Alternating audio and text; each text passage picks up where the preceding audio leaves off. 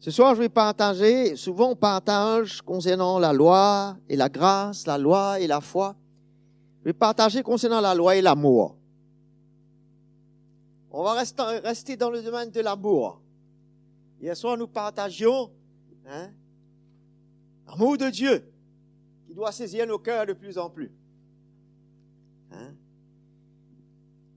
Ce qui fait la force de l'Église, c'est que les chrétiens marchent dans la foi et dans l'amour. Ça doit être le but de toute prédication. D'établir des cœurs dans la foi et dans l'amour de Dieu. Alors, nous allons lire dans Romains chapitre 13, versets 8 à 10.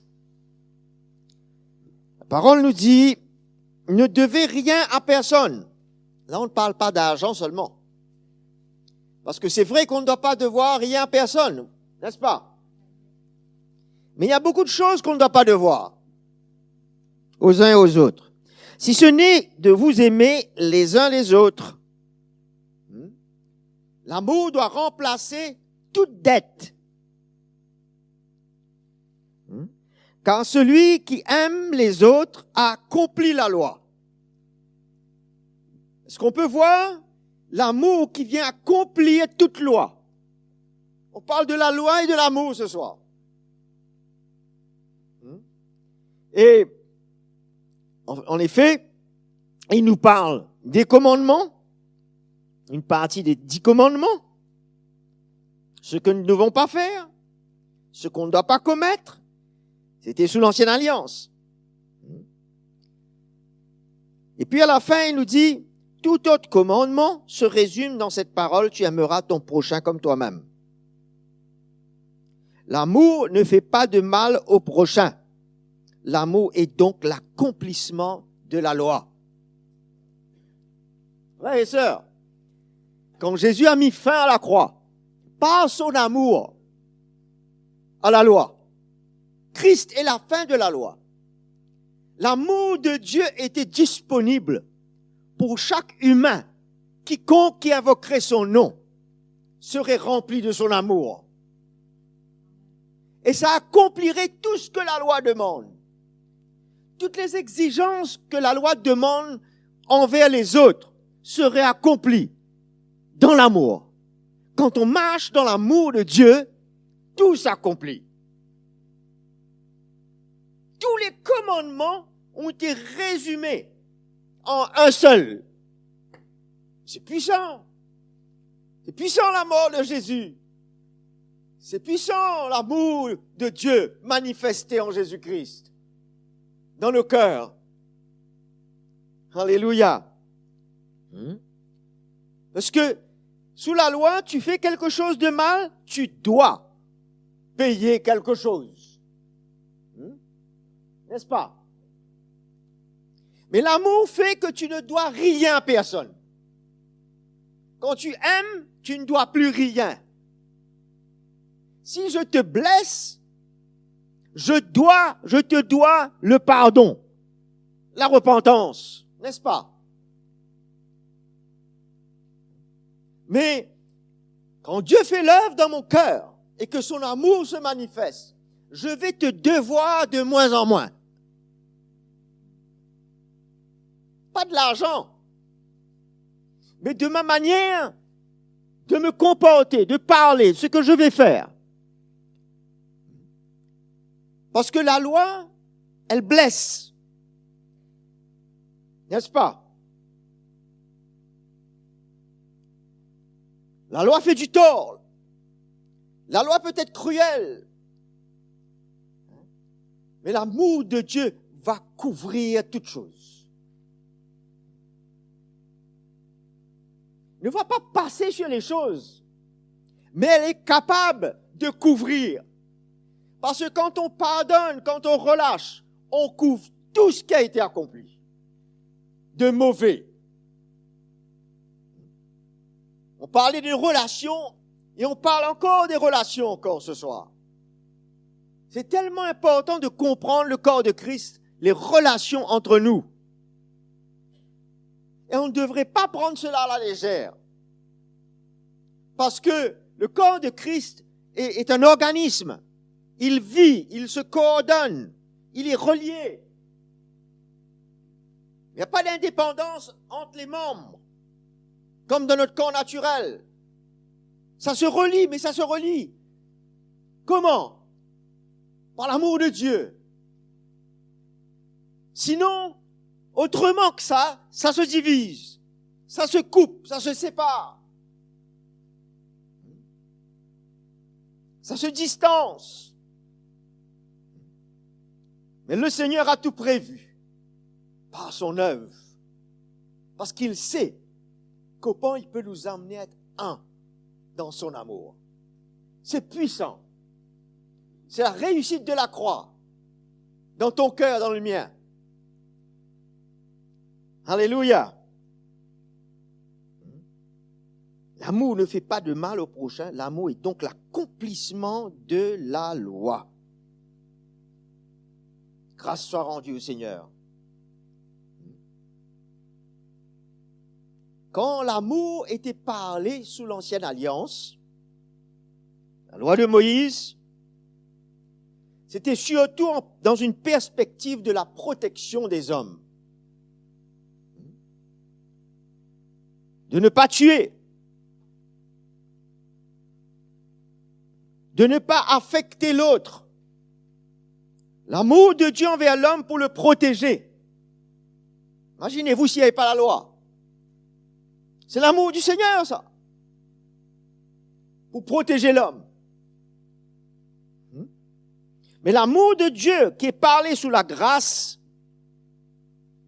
ça concerne la construction des vies. Ça ne parle pas de protection seulement. Ça concerne une construction. Et nous parlions d'un rapprochement, nous parlions d'une proximité. Ça concerne, c'est la grâce de Dieu envers nous. La loi mettait toujours une attente sur l'homme. Il doit, mais la grâce enlève toute exigence de la loi. Il ne doit rien que d'aimer. La loi disait, tu dois. L'amour de Dieu dit, tu ne dois rien. C'est extraordinaire, hein? On doit réaliser la valeur de ce que Jésus a fait pour nous et de ce qu'il a mis en nous et de ce qu'il nous appelle à vivre. On ne peut plus continuer à vivre comme des enfants, à se chamailler, à voir avec les yeux naturels, à vivre dans les émotions, avec nos raisonnements. C'est pas possible. Ce n'est pas le corps de Christ.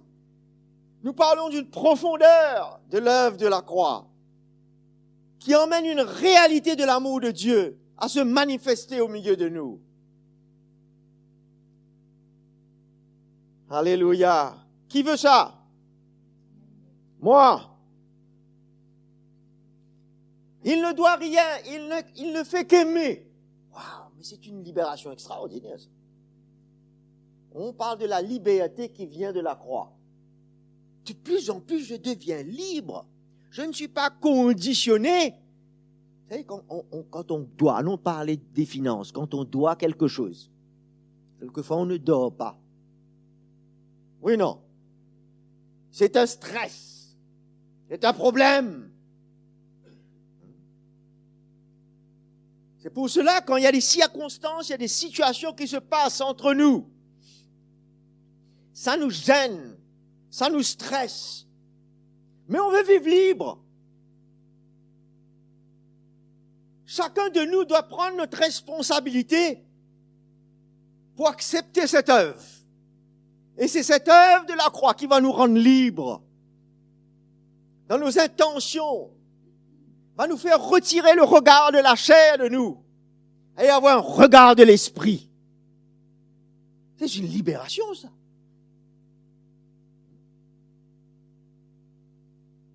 Je disais comment notre chair est un voile. Jésus a déversé son amour dans le cœur quand on a reçu le Saint-Esprit. Mais tant que la voile de la chair est là, ce que nous sommes, elle nous prive de manifester cet amour, elle prive cet amour aux autres. Et la loi n'a pas pu dompter cette chair-là. Non. Elle a rendu la loi sans force. La chair. Mais la croix rend la chair sans force. Afin que l'amour de Dieu puisse se manifester au travers de nous. Frères et sœurs, moi je ne sais pas, j'aurais dit Alléluia, je me serais levé de ma chaise, j'aurais dit quelque chose ce soir. Comme si je dirais que ça ne nous concerne pas. Moi je trouve que ça me concerne. C'est la vie pour laquelle Jésus m'a donné cette vie. Il a souffert, il est mort. Je ne veux pas continuer à transporter des choses qui sont lourdes, qui me gênent, qui gênent les relations, qui tout le temps un regard ici-bas. Moi, je veux le regard d'en haut. Je veux être au-dessus de ces choses. Et l'amour de Dieu va me libérer.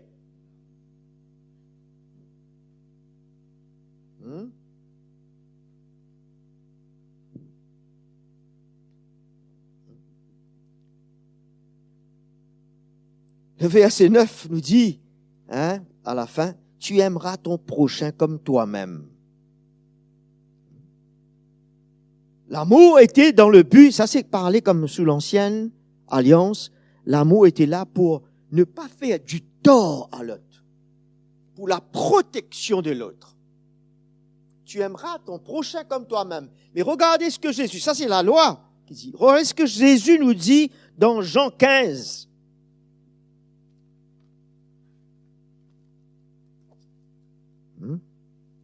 Verset 12. Voici mon commandement. On ne parle pas des 10 commandements, là. Vous êtes d'accord? Voici mon commandement. Aimez-vous les uns les autres comme je vous ai aimé. Ah, ça a changé. Ça a changé de phrase, là. Ça a changé de ton. Pas aimer ton prochain comme toi-même. Pour lui protéger. Non. Comme moi je t'ai aimé, alors ça m'engage tout à coup de l'amour de Dieu qu'il a mis dans mon cœur. Comme moi je me suis donné, je t'ai aimé. C'est comme ça que tu dois t'engager envers ton prochain maintenant.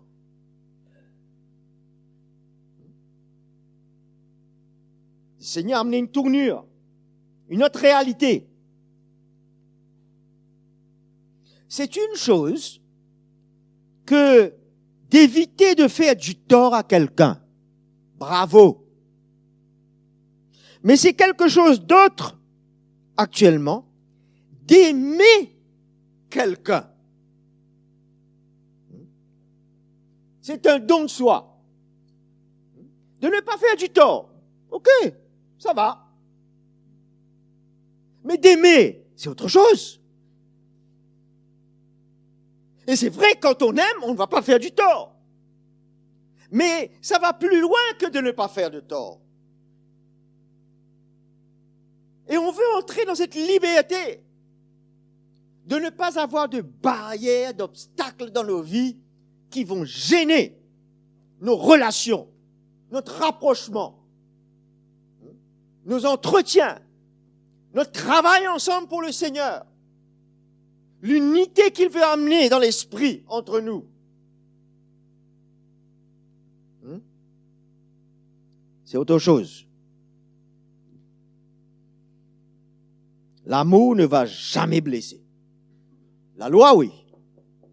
Mais l'amour, ça marche avec la vérité. La vérité ne blesse pas. La vérité rend libre.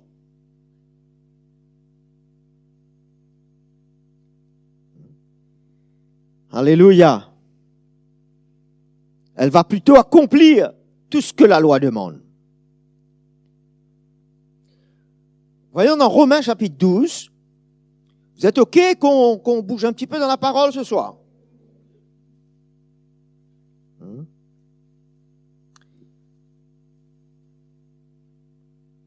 Verset 15.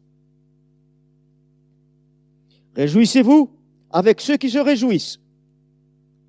Est-ce que c'est facile, ça? Pas tout le temps. Hein? Parce que quelquefois, il y a des gens qui se réjouissent pour ce que le Seigneur a fait pour eux. Et nous sommes un petit peu retenus parce qu'il n'a pas fait cela pour nous. On n'arrive pas à se réjouir. Vous voyez là où ça va, ça? Mais ça devrait être comme ça. Et pleurer avec ceux qui pleurent. C'est pas aussi facile? On ne parle pas de pleurer simplement émotionnellement, mais d'être un soutien, d'être de cœur. Et ça ne se passe pas si l'amour de Dieu n'est pas là, parce qu'on ne peut pas appliquer la parole de Dieu comme un principe. Notre cœur est engagé. Nous aimons comme il nous a aimés. Ayez les mêmes sentiments les uns envers les autres. Waouh! Moi, je dis que ce sont des paroles bien fausses. Quelquefois, on lit. Oh, ben oui, c'est intéressant. Ben oui, c'est vrai, hein, après tout. Après tout. C'est vrai ce qu'on lit là. Moi, je suis d'accord avec ça. Mais moi, je dis que ça coûte. Moi, je dis que c'est une œuvre de la croix pour que l'amour de Dieu se manifeste. Hein? Nous ne sommes pas des acteurs et actrices, on ne joue pas des rôles. Dieu nous rend libres et on est vrai. Hein? L'amour de Dieu n'est pas en parole seulement, mais en action et avec vérité. Avec vérité. Jean nous dit.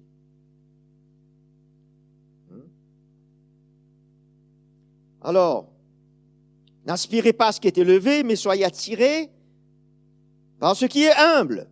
Ne soyez pas sages à vos propres yeux. Pourquoi dire tout cela? Parce que ça affecte les autres. Quand je suis trop sage à mes yeux, premièrement, ça ne glorifie pas le Seigneur, mais ça affecte les autres. Et que je me voie au-dessus, et que je voie les autres au bas. Je fais une différence. Mais l'amour de Dieu, il n'y a aucune différence dans l'amour de Dieu. Il ne mesure pas un plus que l'autre aux yeux du Seigneur. Même s'il y a certains qui ont certaines places dans son église pour un but de construire l'église, c'est tout simplement une priorité dans l'œuvre. Mais ça n'élève personne au-dessus de quiconque.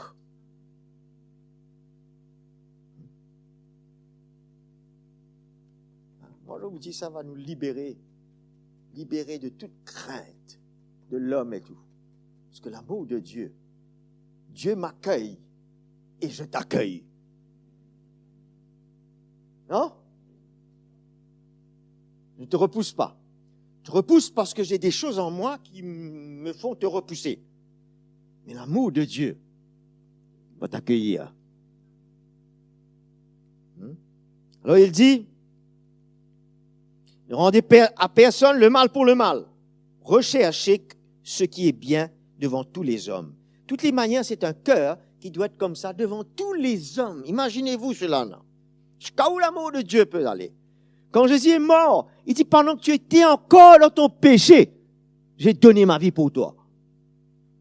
C'est pour tous les hommes, ça. Et il veut qu'on porte ce même cœur, même amour. S'il est possible, autant que cela dépend de vous, soyez en paix avec tous les hommes. Ça, c'est un grand test. Parce que je ne suis pas à l'église, je peux me permettre un peu ce que je veux avec tous les hommes, après tout. Même si je décale. Et alors? On n'est pas dans le contexte de l'église. Mais c'est un cœur. C'est l'œuvre de la croix. La réalité de la croix ne se vit pas dans l'église, ça se vit partout. C'est un état de libération que je vis. C'est là où je vais vouloir la croix dans ma vie. Je vois la valeur, l'importance. Ne vous vengez pas vous-même, bien-aimés, mais laissez agir la colère. le jugement de Dieu, car il est écrit à moi la vengeance. C'est moi qui rétribuerai, dit le Seigneur, parce que la colère de l'homme n'accomplit pas la justice de Dieu. C'est Dieu qui fera justice lui-même. Mais, jusqu'à où la croix nous emmène, mes frères? Mais, il y a un mais. Il y a beaucoup de mais. Mais pourquoi? Parce que Jésus est mort. Parce que la croix peut nous libérer. Si ton ennemi a faim, donne-lui à manger. Wow. C'est parti tout à coup en extrême, là. Mais non? Ton ennemi a faim. Mais mon frère et ma soeur même ont faim. On voit que si le Seigneur parle de cela, c'est possible. Jésus ne peut pas parler, Jésus est la vérité. Il ne veut pas parler de quelque chose. Paul ne peut pas nous exhorter dans une réalité si ce n'est pas possible.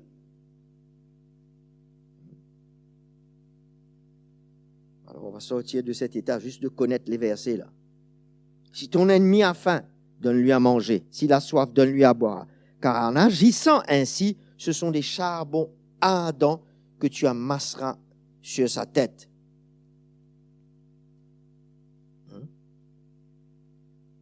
La loi ne peut pas faire ça, mais l'amour de Dieu peut.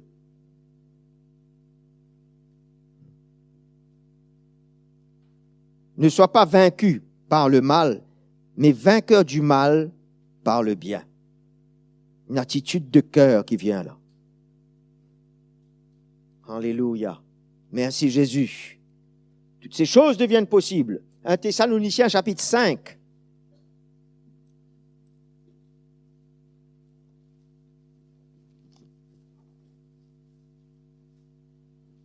Verset 14. Nous vous y exhortons, frères, avertissez ceux qui vivent dans le désordre. Ok, vous voyez, dans l'amour de Dieu, il y a l'ordre, il n'y a pas le désordre. De ce fait, on soit capable d'exhorter, mais de reprendre. C'est toujours l'amour de Dieu. Consolez ceux qui sont abattus, supportez les faibles, usez de patience envers tous. Ça, c'est l'amour de Dieu. Mais dans le même verset, qui est toujours l'amour de Dieu, il nous dit d'avertir, de parler dans la vie de l'autre. C'est toujours l'amour de Dieu. C'est toujours dans une relation que tout cela se passe là, le verset 14. Je ne peux pas te dire ça dans un haut-parleur de loin. Nous vivons ensemble. On se côtoie. L'œuvre de la croix amène une profondeur en nous. Nous sommes capables de permettre, de te permettre de m'aider. Je ne vais pas avoir peur de me rapprocher, d'écouter. Tu ne vas pas me faire du mal. L'amour de Dieu ne fait pas du mal. C'est pour ça qu'on va voir maintenant comment marcher dans l'esprit pour que l'amour de Dieu soit à l'œuvre. C'est quand on marche dans la chair, on risque de faire du tort. La chair ne connaît que la loi. Si on marche dans la chair, il faut aller prendre la loi maintenant. Mais quand on marche par l'esprit, l'amour de Dieu va se manifester. On peut exhorter, on peut reprendre, on peut tout pour construire. Prenez garde que personne ne rende le mal pour le mal, mais recherchez toujours le bien, soit entre vous, soit envers vous. On ne réalise pas combien de versets qui nous exhortent dans nos relations envers nous, entre nous, mutuellement. Ça parle au corps, un corps qui vit dans l'amour de Dieu. C'est pas une réunion d'église, c'est pas une organisation, c'est un corps qui est en train de vivre et qui doit être au soin d'un chacun. Mais si je te reprends, je prends soin de toi aussi. Toujours le bien entre vous, soit envers vous. Et Romains 14.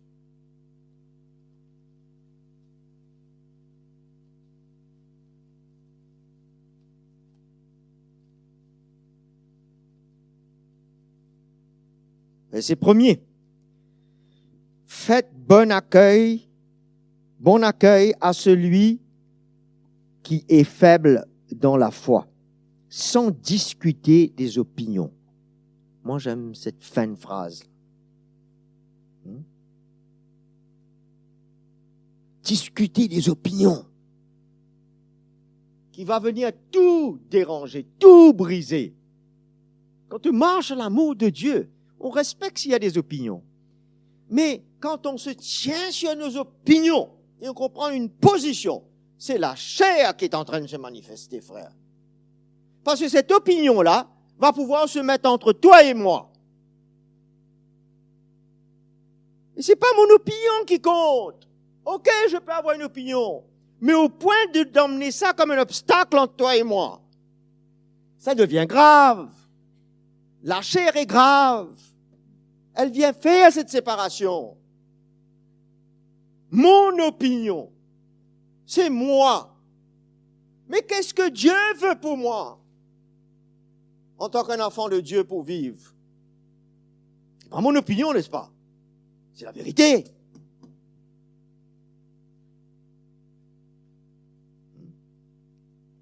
Tel croit pouvoir manger de tout, tel autre qui est faible ne mange que des légumes. Mais laisse-le manger ses légumes. Mange ta viande, toi. Comprenez comment c'était un problème à cette époque, mais aujourd'hui ça peut être autre chose. En notre temps, ça peut être quelque chose d'autre qu'on discute pour faire valoir son opinion et qui nous distance. Mais les chrétiens ne doivent pas vivre ce genre de relation. Et je vous parle de ça ici parce que je réalise que c'est un petit peu dans la culture aussi. De vouloir émettre ses opinions et de faire prévaloir, de faire dominer, si je puis dire. Mais on ne veut pas être victime de cela dans l'Église. Vous êtes d'accord? Dans chaque pays, c'est quelque chose d'autre. C'est une critique, c'est une réalité. Mais attention que ça nous gagne. Attention que notre chair a grandi comme cela, est habituée à ce style de vie. Et dans l'Église, ça va nous gêner, frères et sœurs.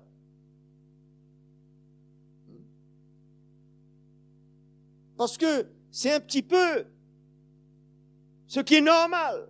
Chacun a droit à son opinion, bien entendu. Mais ça peut aller plus loin où cette opinion domine, quoi. Ne perdons pas notre temps. Ne marchons pas selon la chair. Ne laissons pas les choses comme cela nous contrôler. On perd du temps. On va perdre du terrain. L'amour de Dieu était déversé dans mon cœur.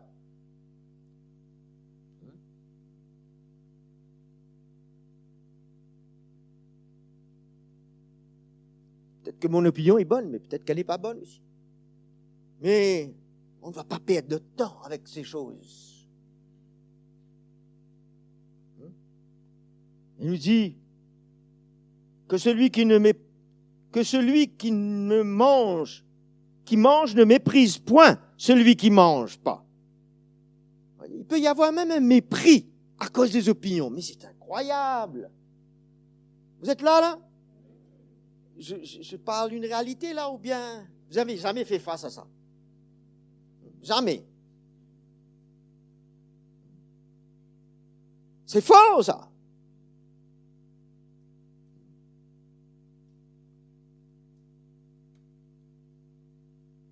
Alors tout se discute.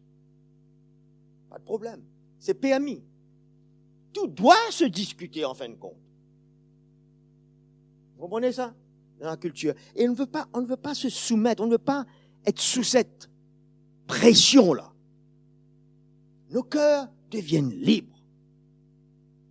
Le corps de Christ, c'est une race spéciale. Un peuple acquis.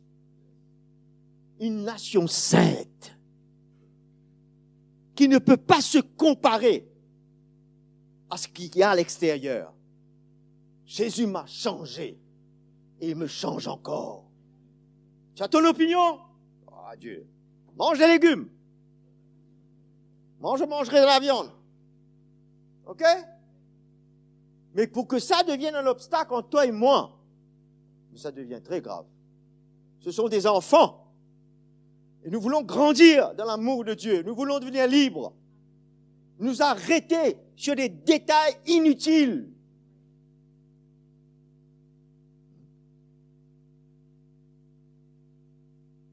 Couper un cheveu en 4.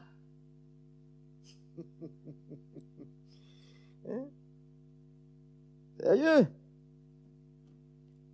Celui qui ne mange pas. Et que celui qui ne mange pas ne juge point. Celui qui mange, car Dieu lui a fait bon accueil. Dieu l'accepte, Dieu l'a fait grâce. Ce frère-là, cette sœur-là. Qu'est-ce que tu es en train de faire? Tu juges? C'est selon la chair.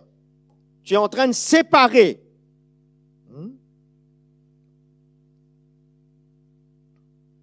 Nous voyons aussi, dans le même chapitre, verset 13, ne nous jugeons donc plus les uns les autres. Plus du tout. Plus. On peut souligner plus. On ne déchire pas sa Bible seulement. Les uns les autres. Usez plutôt de votre jugement pour ne pas mettre devant votre frère une pierre d'achoppement et une occasion de chute. Le Seigneur ne veut pas qu'on soit une occasion de chute les uns pour les autres. Il faut qu'on voie cela clairement dans l'esprit. C'est son amour qui a été déversé dans nos cœurs. Ça ne m'empêche pas de parler franchement dans la vie de quelqu'un et de l'aider parce que je l'aime. Mais je ne dois pas être une occasion de chute. C'est pour ça, grandissons. Pour pouvoir accepter l'œuvre de l'Esprit dans nos cœurs. Sinon, on va commencer à interpréter les choses à notre manière. On va se retrouver très, très loin. Et puis pour revenir, ça va être bien difficile. Alors on voit dans le verset 15, si pour un aliment, ton frère est attristé. Un aliment. Ça te montre jusqu'à quelle bassesse, jusqu'à où la chair peut nous emmener, frères et sœurs. Un aliment qui vient gêner, séparer ce que Jésus a fait. Sa vie qui a été donnée pour nous unir. Un aliment vient séparer cela. Mais ça n'a aucun sens.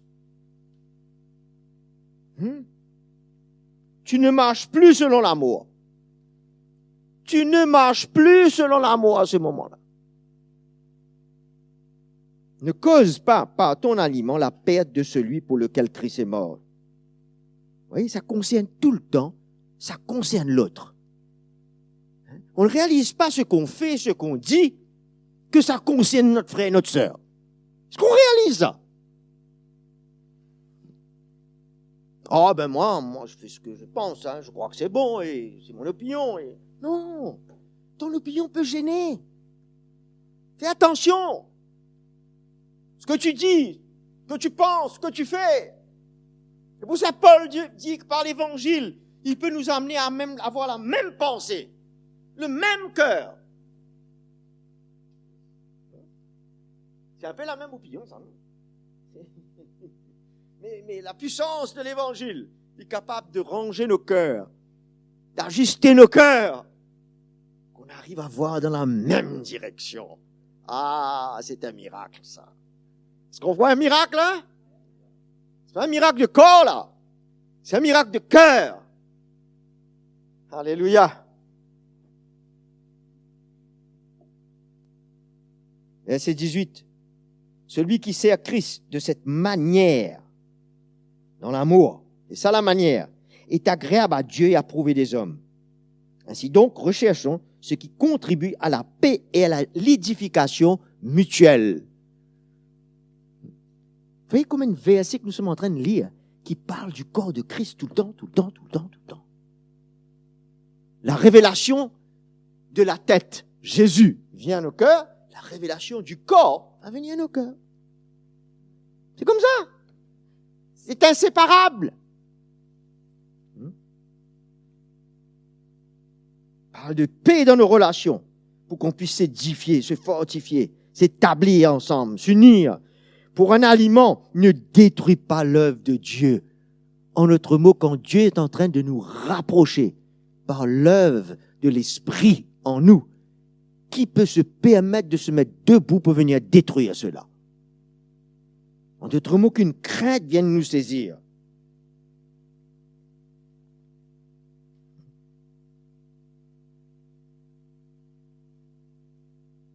On ne doit pas être un pied d'achoppement. C'est ça la leçon. Et donc, chapitre 15, nous qui sommes forts dans la foi, pas dans le physique, pas dans la chair, nous devons supporter les faiblesses de ceux qui ne le sont pas. Et c'est ça qui est difficile quelquefois pour nous. Mais quand Jésus brise mon cœur, et quand je m'humilie, je serai capable. En quoi je vais me croire fort en moi-même. Et je ne vais pas pouvoir vivre comme cela. Et ne pas chercher ce qui nous plaît. Vous voyez ça un peu là? Ce qui nous fait plaisir, notre égoïsme. C'est ça qui nous empêche et nous bloque de pouvoir supporter quelqu'un qui est plus faible que nous. Parce qu'on est en train de chercher ce qui nous plaît. Que chacun de nous plaise au prochain pour ce qui est bon. Wow. Tout ce que je lis là, je vois la croix même en œuvre.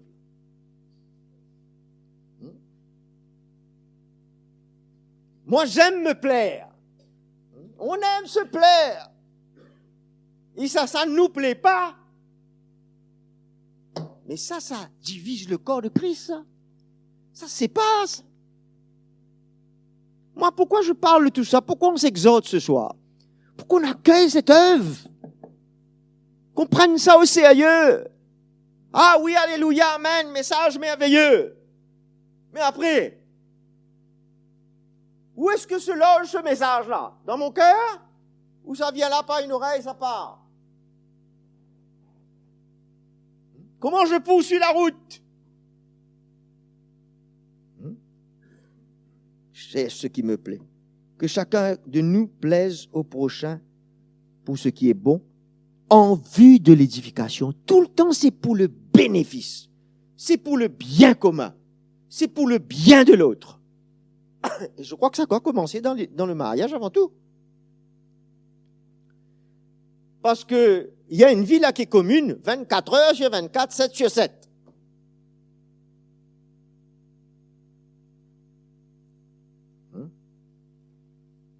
Car le Christ n'a pas cherché ce qui lui plaisait. Tu veux suivre Jésus? Ou tu veux marcher avec Jésus? Tu marches avec Jésus, Jésus est là, toi tu es là. Tu fais comme bon te semble. Tu le suis? Tu fais plus ce qui te plaît, tu fais ce qui lui plaît. Ça suit Jésus. Sinon on marche à côté de lui. Mais selon ce qu'il est écrit, les outrages de ceux qui t'outragent sont tombés sur moi. Verset 7. Faites-vous mutuellement bon accueil, comme Christ vous a accueilli pour la gloire de Dieu. Bon accueil.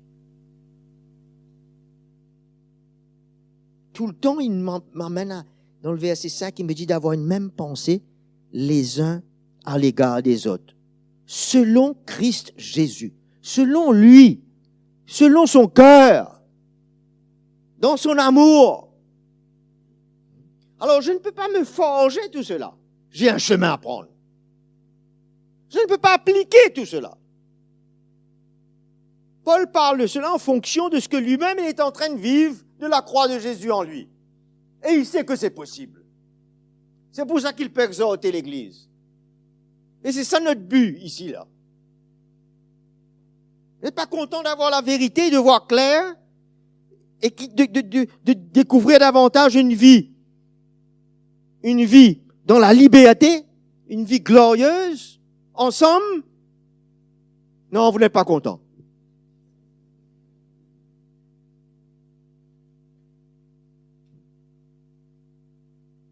Est-ce que Jésus parle à nos cœurs ce soir? Ou c'est à notre tête?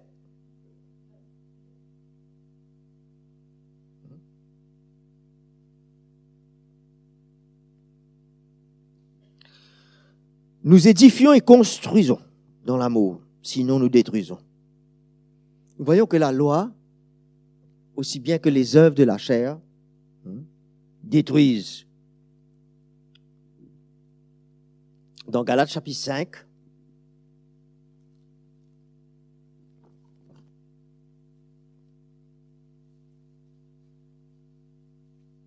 verset 16. Dans le verset 15, hier nous voyons cela, mais ça vous pouvez lire chez vous depuis le verset 13 à 15. Que dans l'Église, c'est possible de mordre et de dévorer les uns les autres, comme chien et chat. Non? C'est quoi ça? La chair. C'est pour ça qu'en verset 16, il dit, je dis donc, si vous allez vivre comme cela, vous allez vivre selon la chair. Marchez par l'esprit et vous n'accomplirez pas les désirs de la chair. Et ça va m'aider à marcher dans l'amour de Dieu. C'est pour ça que l'œuvre doit se faire. Allô? On marche dans l'amour, c'est qu'on est en train de marcher dans l'esprit. On marche autrement, on est en train de marcher dans la chair. Choisissez. Vous voulez marcher dans l'esprit ou dans la chair? La mort ou la vie? La bénédiction ou la condamnation?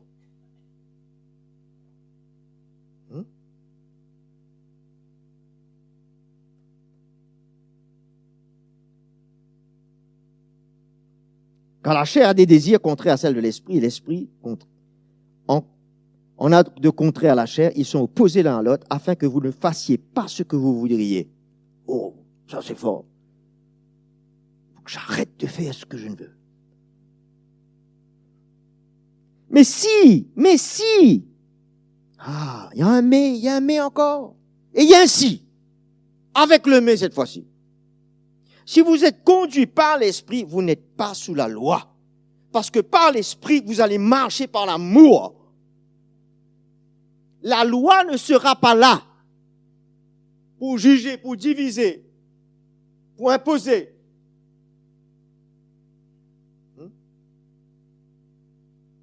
Et ensuite, il parle de toutes les œuvres de la chair et de toutes les œuvres de l'esprit. Toutes les œuvres de l'esprit. OK? Pour venir au verset 24, ceux qui sont au Christ Jésus, ceux-là, s'ils sont vraiment Christ Jésus, ils ont crucifié la chair avec ses passions et ses désirs, qui nous empêchent de vivre l'amour de Dieu. Crucifier la mort. Encore si nous vivons par l'esprit, nous marchons aussi par l'esprit. L'amour de Dieu. Nous ne devenons pas vaniteux en nous provoquant les uns aux autres. Vous voyez comment c'est relié avec la chair, là, les uns les autres? C'est une vie par l'esprit, selon la chair. Mais quand c'est crucifié, il y a une vie de l'esprit. L'amour de Dieu. Moi, je veux vivre l'amour de Dieu, mes frères et sœurs. C'est pas un enseignement. Pas une connaissance. Mais une vérité.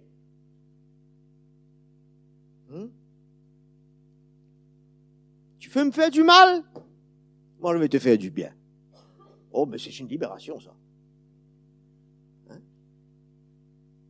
Tu veux me frapper? Frappe l'autre. Une grande libération. C'est pas œil pour œil, dent pour dent, là. C'est pas la loi, ça. La loi, c'est œil pour œil, dent pour dent. Là, ça va être œil et dent seulement.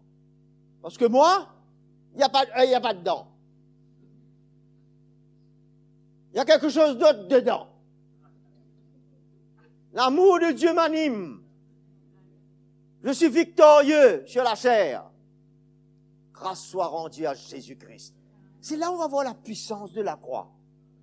Faut expérimenter. C'est quand tu vis que tu vois ce qui est passé à la croix, une œuvre puissante.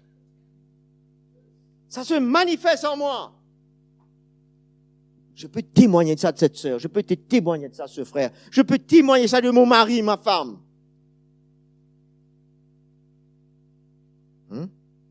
Ça change.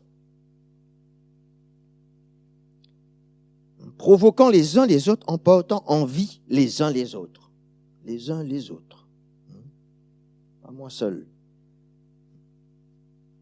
Alléluia. Vous qui êtes spirituels et non charnels, marchez dans l'amour. Alors nous voyons 2 Timothée, chapitre 2, verset 14. Voilà ce que je dois rappeler, te rappeler, ce que tu dois rappeler, en adjurant devant Dieu qu'on évite les disputes de mots. Waouh! Ça que la chair aime, ça. Disputes de mots qui ne servent à rien, sinon à la ruine de ceux qui écoutent. Tu veux ruiner ton frère?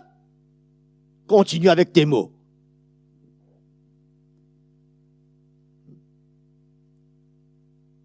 Verset 23.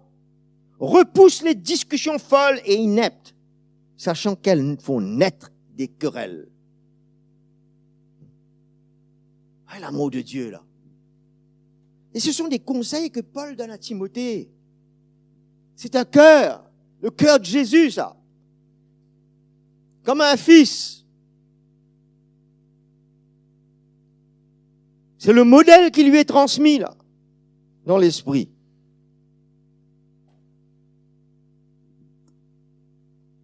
Acceptons cette œuvre en nous pour nous libérer, frères et sœurs.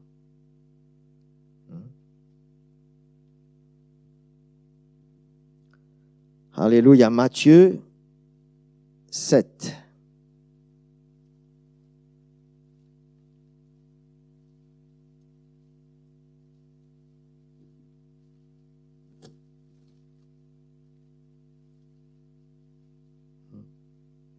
Verset 1 à 5. On connaît très bien. Mais on va lire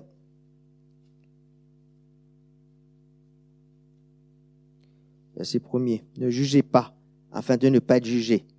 C'est du jugement dont vous jugez qu'on vous jugera.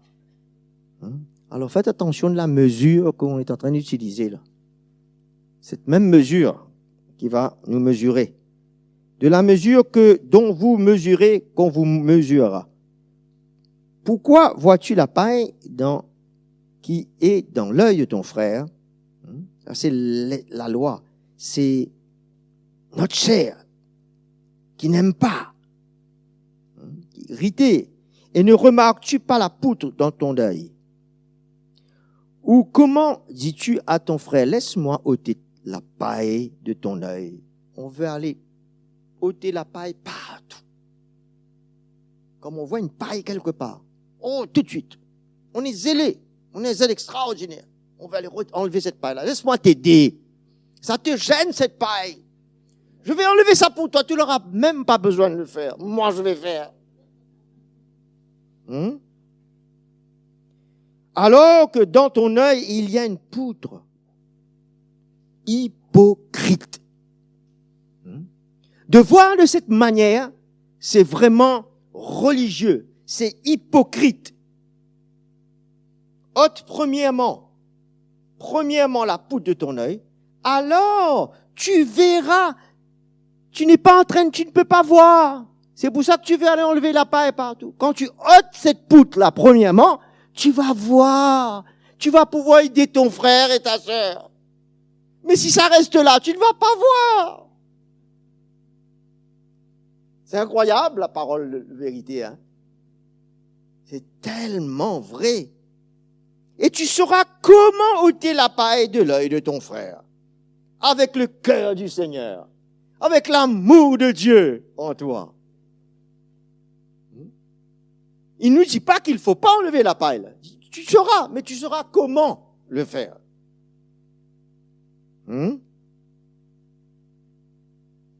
Alléluia. Jean 8. Je vous donne un repas ce soir. Je ne sais pas si vous êtes en train de penser à votre dîner ou quoi, mais c'est pas encore le moment. Jean 8.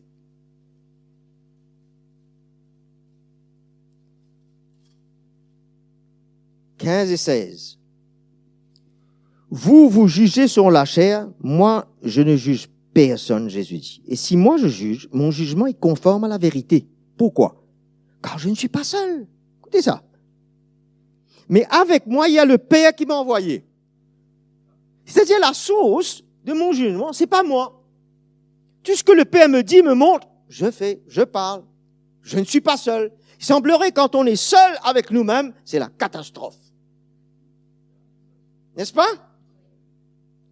Je ne suis pas seul. Dans votre loi, il est écrit, il dit votre loi, mais moi j'emmène une autre loi là. La loi de la liberté. Dans votre loi, il est écrit que le témoignage de deux hommes est vrai. C'est-à-dire que ça montre la faiblesse de l'homme. Même sous la loi, il fallait avoir deux témoignages. Sinon, on ne le prenait pas. À cause de la faiblesse de la chair. Il fallait avoir deux témoignages. Et Jésus dit, nous sommes deux, le Père et moi. Mais qu'est-ce qui se passe avec le chrétien? Quand Jésus est en moi et qu'il me change à son image, nous sommes deux. Nous pouvons discerner les choses dans l'esprit. Nous sommes deux. Mais reste seul et ne change pas à son image, tu verras. Tu seras seul en train de juger les autres. Mais on va juger à deux. Un jugement de l'esprit pour aider.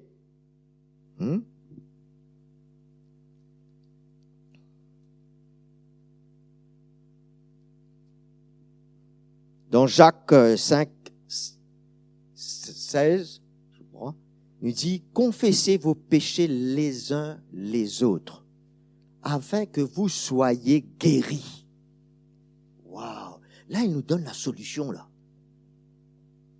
Ne retardons pas l'échéance. L'amour de Dieu va nous emmener à éclaircir toute la plateforme entre nous, à permettre le rapprochement. Comment? En confessant nos cœurs, en étant vrais, en nous parlant dans la vérité et faisant face les uns les autres. Il y a une grâce pour ça.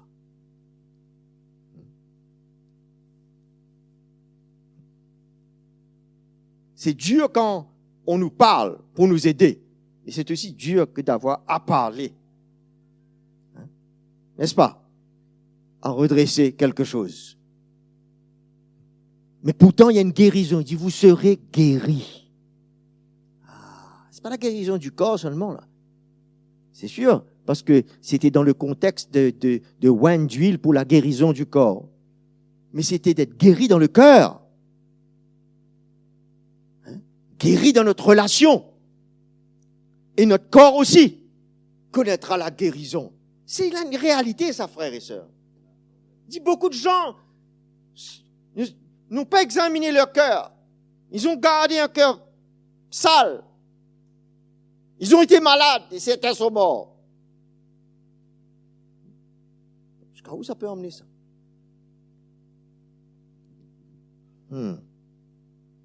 Faites grâce et pardonnez. Ok.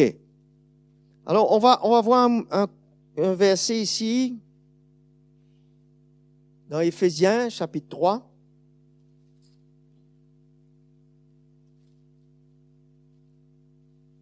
Non, c'est pas Éphésiens, chapitre...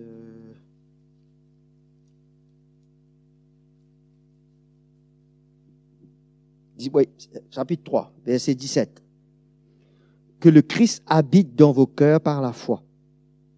Que vous soyez enracinés et fondés dans l'amour. Où est-ce que nos racines sont en train de s'implanter? Où? Dans l'amertume? Fondés dans l'amour. Il parle à l'Église, là, pour être capable de comprendre, écoutez bien, avec tous les saints. Ensemble, nous allons comprendre cela. Quelle est la profondeur, la largeur, la hauteur, la longueur de l'amour de Dieu? Ensemble.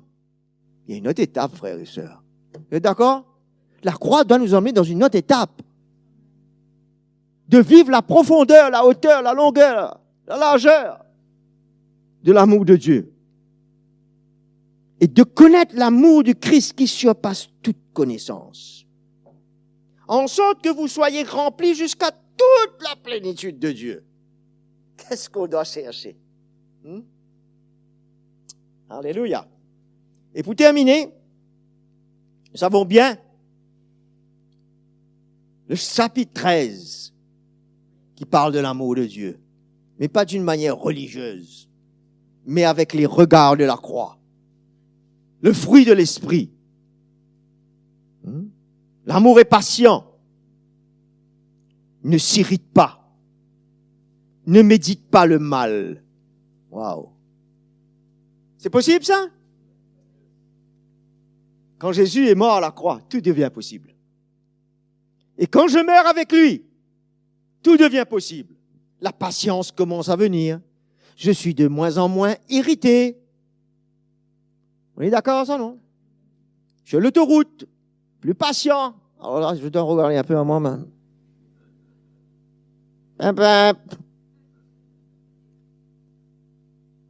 Il médite pas le mal sur son frère. L'amour pardonne tout. Waouh! Laisse rien derrière. Pardonne tout. Et crois tout. Tout est possible pour mon frère et ma sœur. Crois tout. Et tout, c'est tout. Pas un petit peu qui est laissé derrière. Il espère tout pour le frère et la sœur. Et il supporte tout. Non, mais c'est une autre étape de libération, mes frères et sœurs. Mais il faut en parler. Il faut qu'on s'exhorte.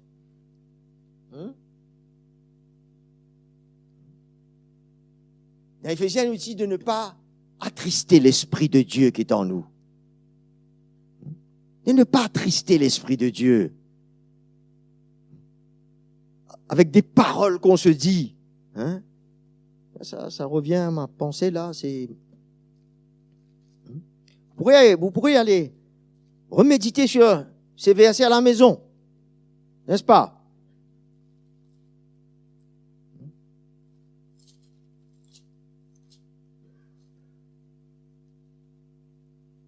Éphésiens chapitre 3. Qu'est-ce que je fais là? Non, chapitre 4, pardon. Verset 29. Qu'il ne sorte de votre bouche aucune parole malsaine, mais s'il y a lieu, quelques bonnes paroles qui servent à l'édification nécessaire et communiquent une grâce à ceux qui l'entendent. Parce que sans quoi vous allez attrister. Par la chair, n'attristez pas le Saint-Esprit de Dieu, par lequel vous avez été scellés pour le jour de la rédemption.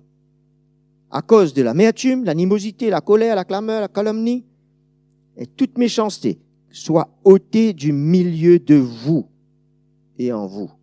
Soyez bons les uns envers les autres, compatissants, faites-vous grâce, pardonnez-vous, réciproquement, comme Dieu vous a fait grâce en Jésus-Christ.